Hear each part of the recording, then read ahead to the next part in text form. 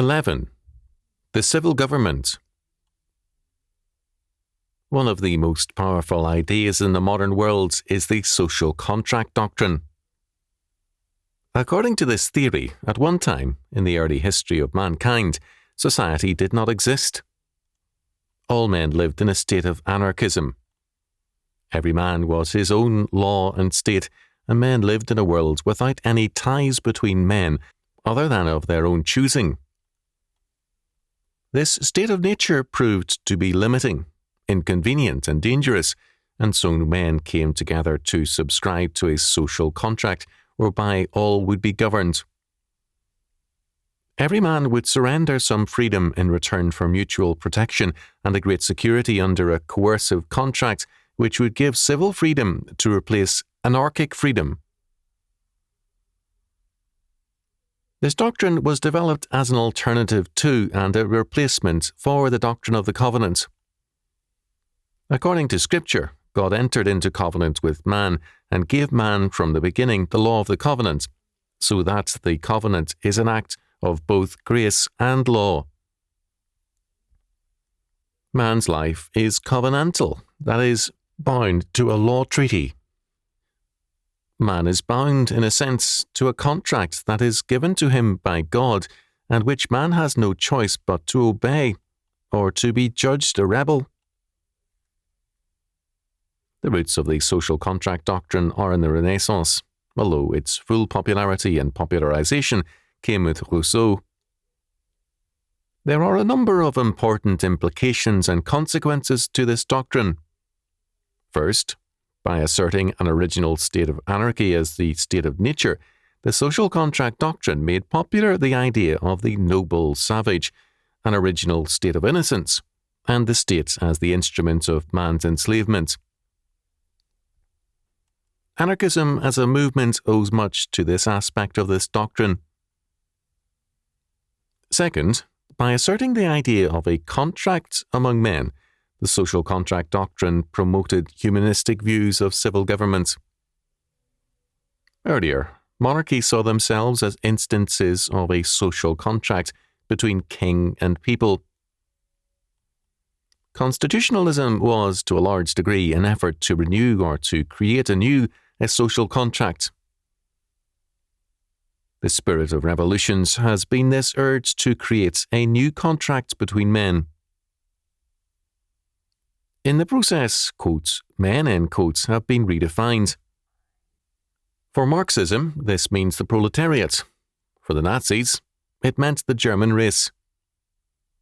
Revolutionists present themselves as the true, quotes, people, end quote, who alone have the right to redefine the terms of the contract.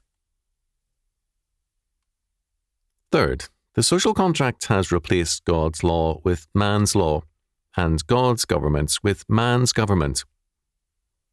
The monarchies oppose God's law as a usurpation of their royal prerogative, and the democracies stepped up this revolt by subverting every aspect of God's law which had survived from the Middle Ages and the Reformation.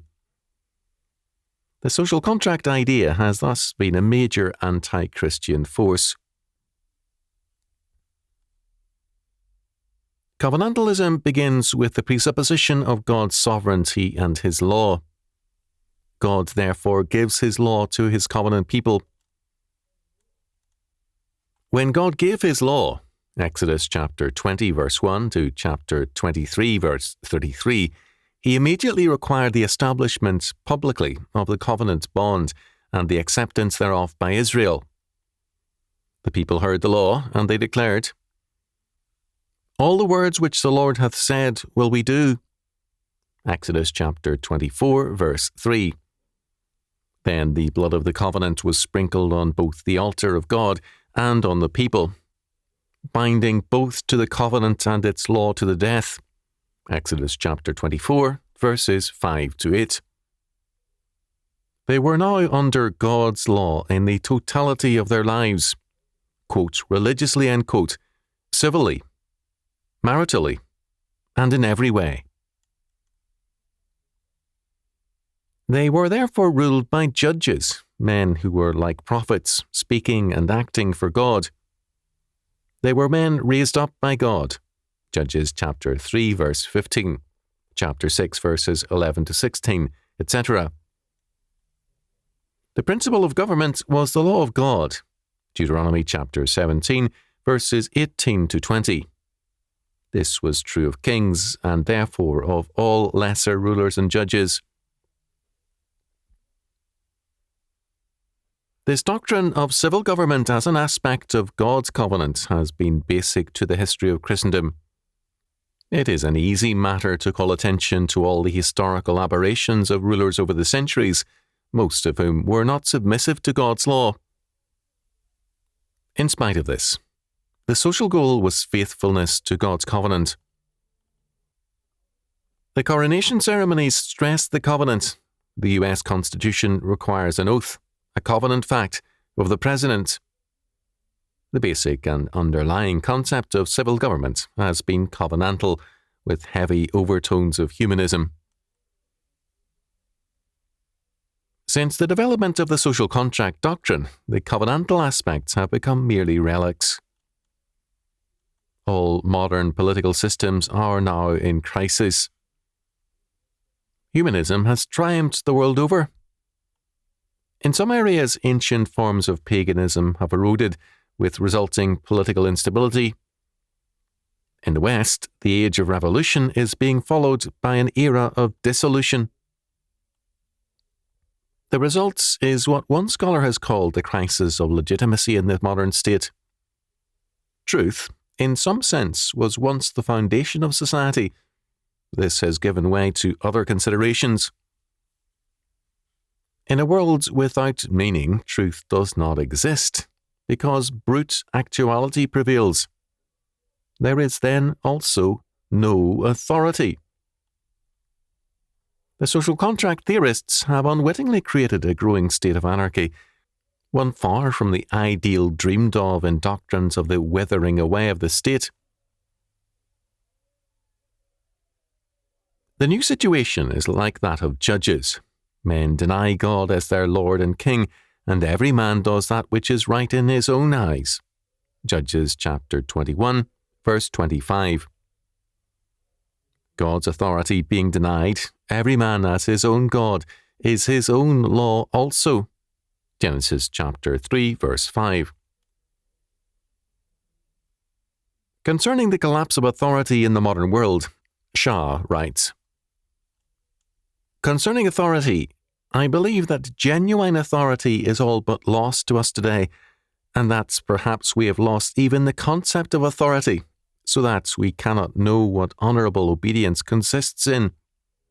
This is no small loss, and no amount of liberation will make up for it, because if we do not know what authority is, we cannot know what liberty is either." His point is very telling.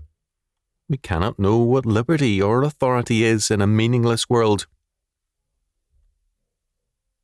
Shaw is strongly favourable to Lincoln's views in his speech in Independence Hall, Philadelphia, Pennsylvania, February the 22nd, 1861, which he sees as an example of covenanted patriotism. In that speech, however, Lincoln invokes the first paragraph of the Declaration of Independence as his political philosophy. Those aspects of the Declaration which echoed the language of social contracts most appealed to Lincoln. Shaw declares, "Finally, Lincoln's idea proposes a strictly political definition of nationhood, one which liberates us from the parochialism of race and religion, and one which severs patriotic devotion from the cult of national power. It is, in my estimation, a calamity that this idea of patriotism has been so corrupted and subverted among us. The work of reviving, purifying, and establishing it is the supreme task of American political education." Shaw fails to see that precisely because we have been liberated from God and Christ, we have also been liberated from authority and liberty. Where the Spirit of the Lord is, there is liberty. 2 Corinthians chapter 3, verse 17, and only there. Man's authority and law lead to tyranny. God's law is covenant law. It has God's authority and is accompanied by God's sanctions, providence, curses, and blessing. It is a serious fallacy to talk about a covenant's faith and then limit its scope to the church. The civil order must be covenanted to God in faith and obedience, or be subject to God's judgment. If we deny God's covenant and its rightful jurisdiction over every sphere of life, we deny Him His crown rights. If one link of a chain breaks, the chain is broken. Whosoever shall keep the whole law, and yet offend in one point, he is guilty of all. James chapter 2, verse 10. God's covenant law must cover all of life.